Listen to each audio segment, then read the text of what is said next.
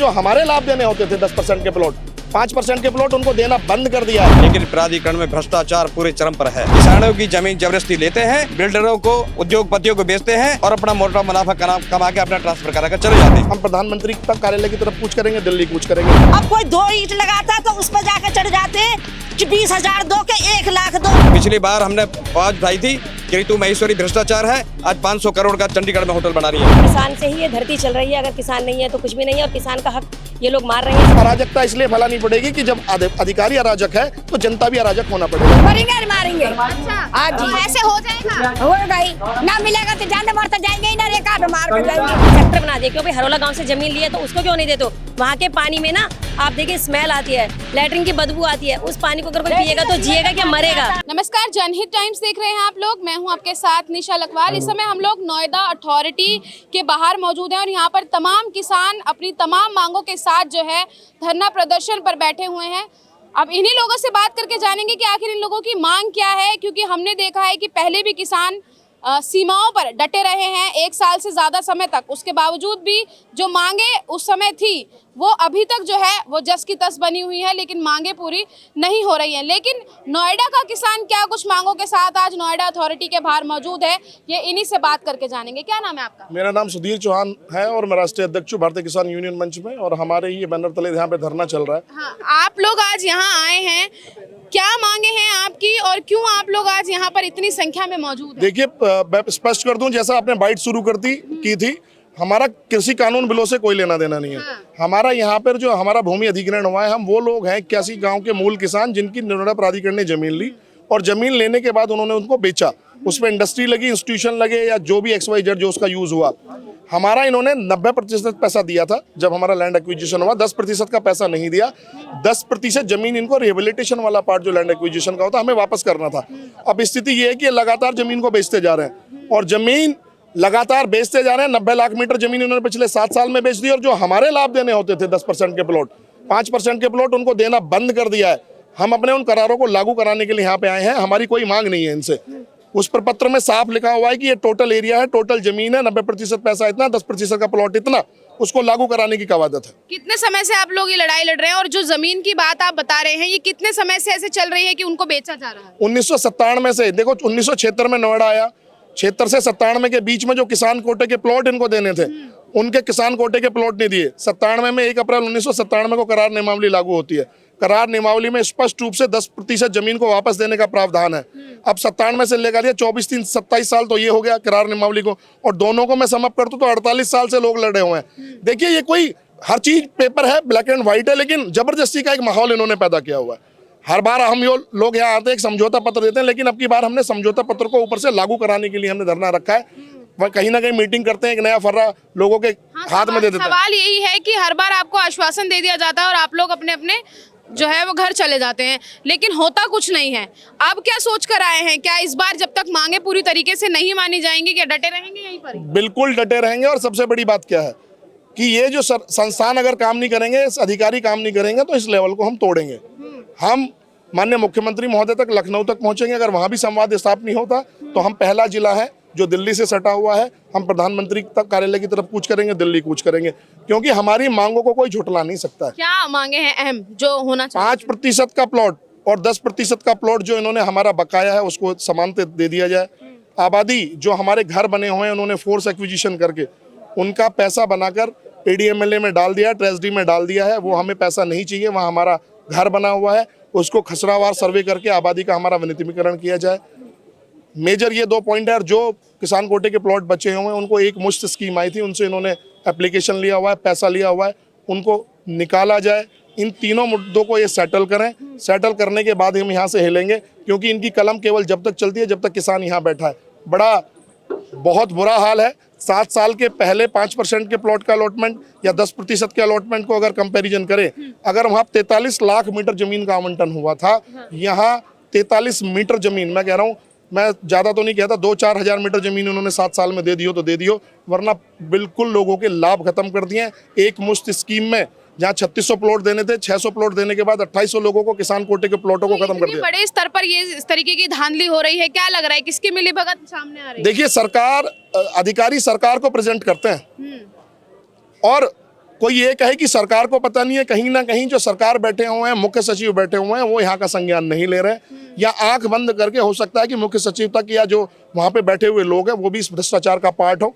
जो हमारी विधायिका है जिसको मूल रूप से इन मुद्दों को उठाना चाहिए, हो सकता है वो भी कहीं बंदरबाट का पार्ट बन गए हों, या तो वो स्वयं ले रहे जमीन ले रहे हों, या अपने गुर्गों को यहाँ पे अलॉटमेंट करा रहे हों। क्योंकि ना विधायकों का कुछ गया, विधायक और सांसद दोनों हमारे ऐसे हैं जो हमारे मूल हैं कि लोग हम नहीं हैं, वो हमारी ना उनकी जमीन गई है, ना वो हमारे समाज के डायरेक्ट ऐसे लोग हैं जिनसे हमारे बेटी रोटी के संबंध है। लेकिन कभी भी ऐसा व्यवहार नहीं करना चाहिए सांसद और विधायक को। या तो वो राजनीति में आए ना, और अगर राजनीति में आए तो अपने लोगों के मुद्दों को पटल पर लेके जाएं।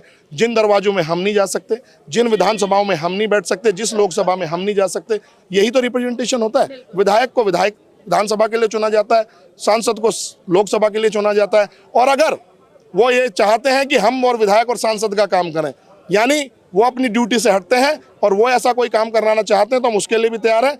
हम कहीं बॉर्डर बंद करना हो, नोएडा प्राधिकरण को बंद करना हो, कहीं अराजकता फैलानी हो, अराजकता इसलिए फैलानी पड़ेगी कि जब अधिकारी अराजक है तो जनता भी अराजक होना पड़ेगा। कहीं ना कहीं कहते हैं कांटे से कांटा निकलेगा, ऐसे काम नहीं चलने वाला। देश का अन्नदाता जो सबका पेट भरता है, अब वो खुद बैठा है सड़कों पर अपने ही लिए अपने हक की मांग कर रहा है। क्या लग रहा है, प्राधिकरण सुनेगा? प्राधिकरण पिछले लगभग 25-30 साल से, जब से किसान जागरूक हुआ है, जब से ही एजिटेशन कर रहा है, लेकिन प्राधिकरण में भ्रष्टाचार पूरे चरम पर है। पूरे बहुत बड़े बड़े घोटाले हो रहे हैं, लेकिन किसानों को देने की नीयत इनकी ठीक नहीं है। ये एयरपोर्ट बनवा रहा है नोएडा प्राधिकरण, मेट्रो बनवा रहा है, मोटो जीपी रेस करवा रहा है, लेकिन किसानों के देने के लिए इनकी नीयत ठीक नहीं है। पूरे सभी घोटाले में लिप्त हैं। हम प्रदेश सरकार भी और अधिकारी भी सब लिप्त हैं इसमें। पिछली बार हमने आवाज उठाई थी कि ऋतु महेश्वरी भ्रष्टाचार है, आज 500 करोड़ का चंडीगढ़ में होटल बना रही है। वो सिर्फ भ्रष्टाचार की नींव है। भ्रष्टाचार यहाँ पे चरम पर है। सारे जमीन, किसानों की जमीन लेती है, जबरदस्ती बेच रही है, लेकिन किसानों का जो हक है, जो हमारा 10% हमारे जो इन्होंने मुआवजा काटा है, उसमें क्लियर कट नक्शा 11 में लिखा है कि इनका 10% इनको भूखंड हेतु दिया है, लेकिन आज तक नहीं दिया है। 97 से करार नियमावली लागू है, आज तक लागू नहीं की है। आधा दे दिया है, आधा नहीं किया है। कोर्ट का जो ऑर्डर है उसका आधा इंप्लीमेंट कर दिया, आधा नहीं किया है। तो जो यहाँ भ्रष्टाचार चरम पर है, उसकी ये पहली जड़ है। किसानों की जमीन जबरदस्ती लेते हैं, बिल्डरों को, उद्योगपतियों को बेचते हैं और अपना मोटा मुनाफा कमा के अपना ट्रांसफर करा कर चले जाते हैं। ये अधिकारी को किसानों की क्या दुर्दशा है ये आप देख चुके हैं। कितनी आवाजें बुलंद आज इस नोएडा अथॉरिटी के बाहर बैठी हैं किसानों की? ज्यादा से ज्यादा। कितनी संख्या होगी फिर भी अगर अंदाजा लगाया जाए? 10,000 आदमी बैठा हुआ है यहाँ। अच्छा, तो क्या लग रहा है उनके जो सोए हुए हैं वो जगेंगे इस आवाज? ना जगेंगे तो फिर हम जगा देंगे। क्या करेंगे फिर अगर नहीं सुनी तो उन्होंने आपकी आवाज? उन्हें मार पीट पे सब जो करना होगा हम उसका इंतजाम करेंगे। लठ बजाएंगे उनमें, ना मानेंगे तो फिर जूते भी बजाएंगे उनमें। हिंसा सॉल्यूशन है? हिंसा बेईमान बैठे हैं ना, सबसे पहले इन्हें भगाएंगे। अब इतने से गांव करके और पूरा हिंदुस्तान बसा के, ये मतलब बाहर की बिल्डिंग बना के अपने मोटे पेट करके गांव इतना सा कर दिया। अब कोई 2 ईंट लगाता तो उस पर जाके चढ़ जाते कि 20,000 दो के 1 लाख दो, फिर ले लेते, फिर पहुंच जाते हैं वहाँ। 1 ईंट लगाने देते। ये बेईमान बैठे हैं जितने के जितने। कह रहे हैं तो आप लोग अतिक्रमण कर लेते हैं, घेर लेते हैं। जब तुमने हमारी जगह ले ली है ना, हमारे घर तोड़ दिए पहले इन्होंने, आज से 35 साल पहले हमारे पूरे घर तोड़ दिए, उसके बदले में घर दे दिए। अब इनकी किस्त भरते रहे रोज बेईमानों की है, तो ये अतिक्रमण कर लिया हमने। प्लॉट चाहिए, प्लॉट भी तो चाहिए हमें। ऐसे से भी तोड़ते रहते, 1 ईंट लगाओ उसी पर जाके पहुंच जाते हैं ये लोग। तो अम्मा क्या करोगे? ये तो सुन ही नहीं रहे हैं आप लोगों की। हम तो इन्हें मारेंगे, मारेंगे।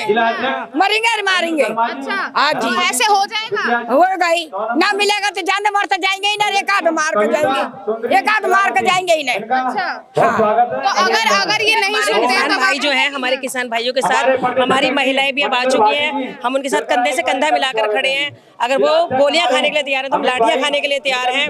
हमारे घर में भी चकला है, चिमटा है, बेलन है, हम भी वो लेके खड़े हैं। आप ऐसे भी लोग महिलाओं को देखेंगे जिनके पति भी इस लड़ाई को लड़ते लड़ते खत्म हो चुके हैं, उनके बच्चे भी आ गए। अब आज उन महिलाएं भी वो आकर खड़ी हैं, लेकिन अथॉरिटी ने, इस भ्रष्ट अथॉरिटी ने उनके प्लॉटों पर इनका कब्जा नहीं दिया। इनको 5% के प्लॉट नहीं दिए। उन्होंने अपना उनको 10% का जो उनको देना था वो नहीं दिया। तो हम उन्हीं के लिए अपने खड़े, हम कोई भीख नहीं मांग रहे, हम अपना हक मांग रहे हैं, तो वो हम लेकर ही रहेंगे। लेकिन ऐसा क्यों होता है कि हर बार किसान को ही अपने हक की मांग करने के लिए सड़कों पर बैठना पड़ता है, जबकि वो ही एक ऐसा है किसान जो कि सबके पेटों तक अन्न पहुंचाता है?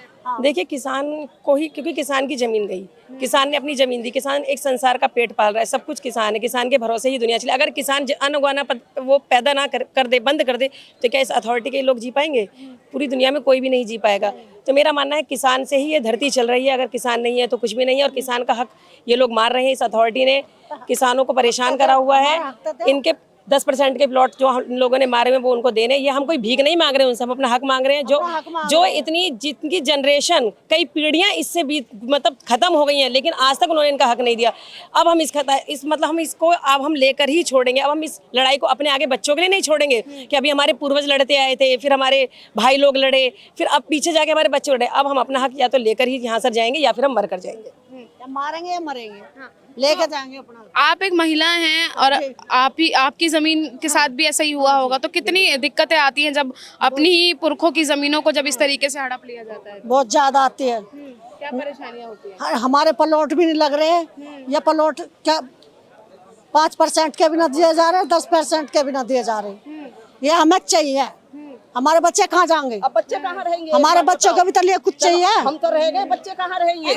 बच्चे कहाँ पे रहेंगे? हमारे 35 साल पहले, 40 साल पहले खेती ले ली पूरी, और अब मतलब गांव में घर है उसे भी गिराने। एक बार जब खेती ली थी तब आवाज क्यों नहीं उठाई आप लोगों ने?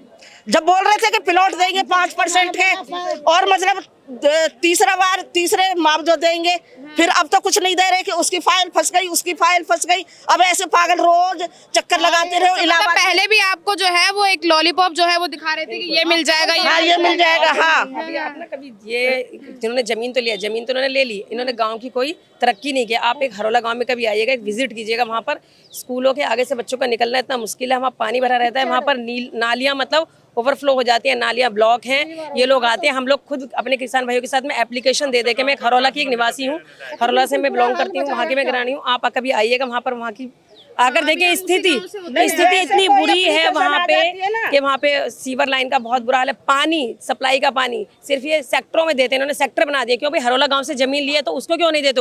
वहाँ के पानी में ना आप देखिए स्मेल आती है, लैट्रिन की बदबू आती है। उस पानी को अगर कोई पिएगा तो जिएगा क्या, मरेगा क्या होगा? जमीन आपने गाँव के लिए और सुविधाएं आप सेक्टरों के लोगों को दे रहे हैं जो बाहर से आ रहे हैं। गाँव में ना कोई मकान नंबर है, कोई आता है तो बताते हैं भाई वो टेलर की दुकान है उसके पास आ जाना। क्यों? वो बाहर के टेलर की वैल्यू है, जो गांव का रह रहा है उसका पता ही नहीं है, गांव के लोग हैं ही नहीं। तो जमीन गांव के पुलिस स्टेशन लगाओ तो नहीं पहुंचेंगे। कोई ये लगा देना कि उसके घर में चोर घुस गया तो 1000 रुपए उधर से मिलेंगे, 2000 उधर से मिलेंगे, फटाफट पहुंच जाएंगे। पैसे की माया, पैसे की माया। सारे बेईमान हो रहे हैं, क्या पुलिस वाले, क्या अधिकारी, कौन से ईमानदार है? आज नोएडा अथॉरिटी के बाहर जो किसान बैठा है उनकी तमाम मांगे हैं, और मांगे क्या हैं वो आप इस वीडियो के माध्यम से सुन चुके हैं। सबसे बड़ा जो मुद्दा है इनका वो ज़मीन का मुद्दा है कि किस तरीके से इनकी ज़मीनों को हड़पा जा रहा है और कैसे इनको उस ज़मीन का मुआवजा या कहें कि उसके एवज में जो चीज़ इनकी मांग है वो इनको नहीं दी जा रही है। अब ये चीज़ है कि जितने भी गांव हैं, जितने भी काम हैं यहाँ पर, जितने भी गांव हैं नोएडा के अंदर, उनका विकास भी जो है वो अब रोक दिया गया है। क्योंकि यहाँ पर जो किसान बैठा है वो किसान अपनी तमाम मांगों को लेकर बैठा है, और उन्होंने अब सीधे तौर पर चेतावनी दे दी है कि अगर हमारी इन मांगों को नहीं माना जाता है तो हम यहीं बैठे रहेंगे, और इस बार की लड़ाई जो है वो आर पार की लड़ाई होगी, या तो मरेंगे या मार के जाएंगे। अब ये चेतावनी यहाँ से दी गई है। अब प्राधिकरण तक ये किस तरीके से पहुँचती है और ये कितनी जल्दी उस पर एक्शन लेते हैं, ये देखने का विषय रहेगा। कैमरा पर्सन सौरभ के साथ मैं निशा लखवाल, जनहित टाइम्स, नोएडा।